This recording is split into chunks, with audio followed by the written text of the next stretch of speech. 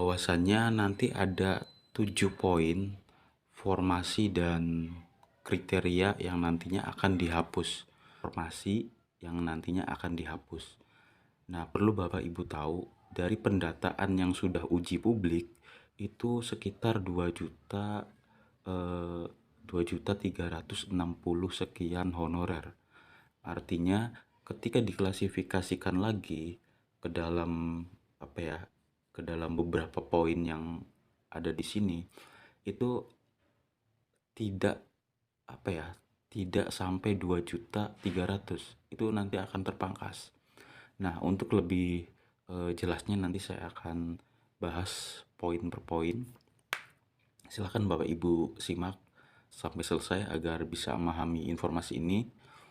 Untuk poin pertama ini, untuk formasi yang dihapus oleh BKN itu satuan pengamanan. Jika Bapak Ibu formasinya itu di instansi ya sebagai honorer, Bapak Ibu menjabat sebagai satpam, security, intinya satuan pengamanan lah ya. Itu berjumlah 73.415 honorer. Nah, dari pendataan kemarin itu seluruh Indonesia yang posisi satuan pengamanannya itu 73.415 honorer. Itu nanti akan dipangkas. Nah, akan dipangkas.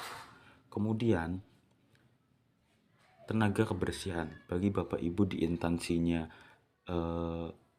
bekerja sebagai job desk-nya itu sebagai tenaga kebersihan, itu nanti dipangkas juga. Ini totalnya 51.863. Kemudian ada pengemudi. Pengemudi berjumlah 5.915. Kemudian masa kerja yang 1 tahun. Masa kerja yang 1 tahun terhitung pada 30 Oktober kemarin ya, itu jumlahnya 8.159 orang honorer. Kemudian usia di bawah 20 tahun berjumlah 189. Kenapa yang usia di bawah 20 tahun ini paling sedikit? Kalau menurut pengamatan saya pribadi, ini yang lulusan SMK atau lulusan SMA sederajat itu langsung bekerja di suatu instansi pemerintahan ya. Jadi karena umurnya tidak tidak memenuhi 20 tahun, maka di sini ada pertimbangan dari BKN. Karena yang usianya di atas 20 tahun aja udah banyak itu honorer. Jadi makanya ada pertimbangan. Kemudian poin ke-6, usia di atas 56 tahun ini berjumlah 1.599 honorer. Ini nantinya akan dipangkas atau akan dihapus formasi atau yang usia di atas 56 tahun. Ini kenapa dihapus? Kenapa dihapus? Karena usia 56 tahun itu sudah memasuki usia pensiun. Jadi kalau orang tua ya suruh kerja itu nggak seproduktif teman-teman yang usianya di umur 30, 40 gitu ya. Maksimal 45 lah ya. Itu udah mulai nggak produktif tuh, 45 ke atas. Makanya di sini ada kebijakan dari BKN untuk menghapus dari honorer yang usianya di atas 56 tahun. Kemudian poin yang ketujuh, tidak ada keterangan ijazah berjumlah 2.656. Untuk syarat upload ijazah yang kemarin itu BKN sudah sudah menerangkan bahwa ijazah asli kalau tidak ada scan ijazah asli ya, kalau tidak ada itu scan ijazah fotokopi yang sudah dilegalisir. Nah, kemungkinan yang di poin 7 ini tidak ada keterangan ijazah, itu ijazahnya kemungkinan cuman fotokopi aja atau bahkan salah upload gitu. Salah upload dokumen. Sehingga tidak terbaca oleh atau tidak masuk ke dalam kriteria BKN. Seperti itu. Oke, kita lanjut ke slide berikutnya. Tenaga honorer yang terdaftar di aplikasi pendataan non-ASN BKN setelah uji publik itu sebanyak 2.360.723 orang. Itu yang kemarin ya, yang kemarin sudah melakukan pendataan, dengan dipotong dari posisi-posisi tadi yang yang eh, yang nantinya akan dihapus oleh BKN.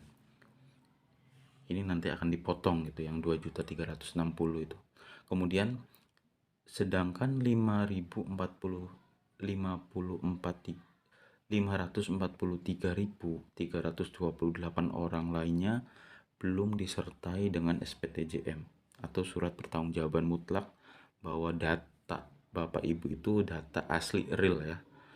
Adapun rinciannya yang belum menyertakan SPTJM kemarin itu kategori yang tenaga honor kategori 2 itu berjumlah 50.508. Kemudian yang non ASN itu ada 492.820 honorer. Jadi jumlahnya itu 543.328 honorer. Ini yang termasuk atau yang tidak menyertakan SPTJM kemarin. Kemudian bahkan data non ASN yang belum tersedia SPTJM itu kemungkinan terancam tidak masuk database BKN. Ini sesuai surat edaran Menpan RB yang terbit pada 30 September 2022. Kemudian kondisi ini sesuai data setelah prafinalisasi 3 Oktober 2022. Jadi Bapak Ibu bisa menyimpulkan lah dari awal slide sampai yang ini gitu, bahwasannya nanti ada 7 poin formasi dan kriteria yang nantinya akan dihapus oleh BKN. Nah, kemudian dari total 2.360.000 orang atau honorer itu nanti bakal bakal berkurang, tidak sebanyak itu gitu. Nah, ditambah lagi dari total itu nanti akan dipangkas lagi ya, dipangkas lagi karena ada berapa persen yang tidak menyertakan SPTJM ya. Yang menyertakan SPTJM aja ini yang data non ASN ini yang tidak menyertakan yang menyertakan SPTJM aja ini dari BKN belum tentu masuk database BKN, apalagi yang tidak menyertakan SPTJM. Jadi bakal tersingkir gitu, atau bakal tidak terdata di database BKN. Namun Bapak Ibu yang ini sebagai sebagai menjawab nih keresahan Bapak Ibu, jika Bapak Ibu ini ada di posisi yang ketujuh poin ini. Jika Bapak Ibu itu tidak masuk database BKN, artinya artinya dihapus dari aplikasi pendataan BKN.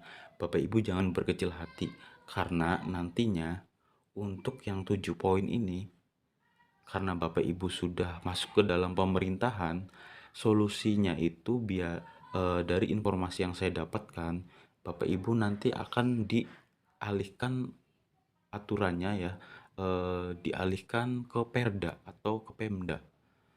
Jadi meski Bapak Ibu tidak terdata di database BKN, tapi Bapak Ibu itu punya naungan aturan Perda atau Pemda. Nanti Pemda akan memberikan solusi atas poin-poin ini yang nantinya akan dihapus oleh BKN. Jadi saya harap Bapak Ibu bisa memfilter lagi informasi ini agar Bapak Ibu itu tidak menelan mentah-mentah dan tidak kecewa ketika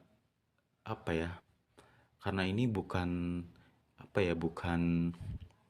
bukan akhir gitu, bukan akhir dari karir Bapak Ibu. Yang jelas nanti akan ada eh, solusi dari Perda tersebut, dari Pemda tersebut. Jadi BKN itu hanya mendata bagi Bapak Ibu yang sesuai syaratnya, itu sesuai surat edaran yang kemarin. Mungkin itu saja informasi yang bisa sampaikan. Semoga informasi ini bermanfaat. Terima kasih. Assalamualaikum warahmatullahi wabarakatuh.